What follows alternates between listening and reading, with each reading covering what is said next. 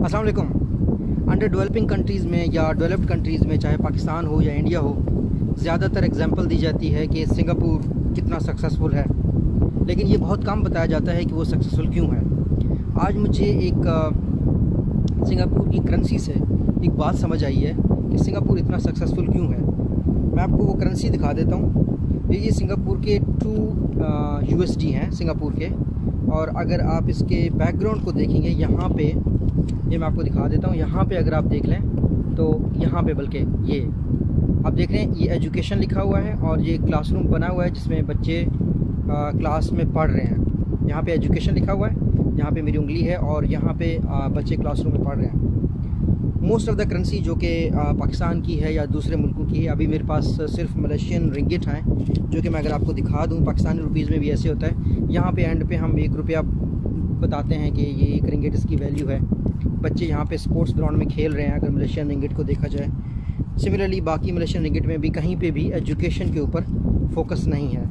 लेकिन अगर सिंगापुर को देखा जाए तो उनकी जो ये जो स्मॉलेस्ट वैल्यू है, जो कि हर किसी के पास आलमोस्ट होता है, इसमें उनके जो फोकस है एजुकेशन के ऊपर, that can be seen very easily.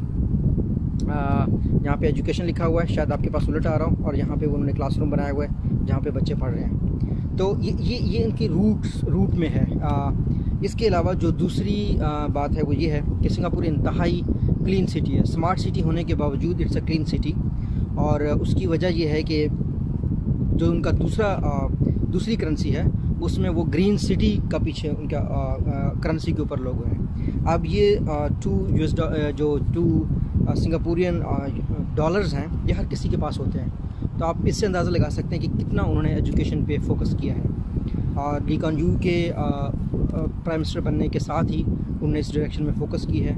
अभी वहाँ सारे लोग एजुकेटेड हैं, और इतने छोटे से मुल्क को कहा जाता है कि उसका जो पासपोर्ट है वो सबसे ज़्यादा पावरफुल है। अगर आपके पास सिंगापुर का पासपोर्ट हो तो आप कहीं पे भी जा सकते हैं। उनके यहाँ सफाई का इतना इंतज़ाम है कि यूरोप और USA के लोग आके हैरान रह जाते हैं कि किस तरीके से रोड के ऊपर वो कुछ थ्रो करने नहीं देते। अगर आप कुछ गलती से थ्रो करते हैं उसी टाइम आपको फ़ाइन किया जाता है।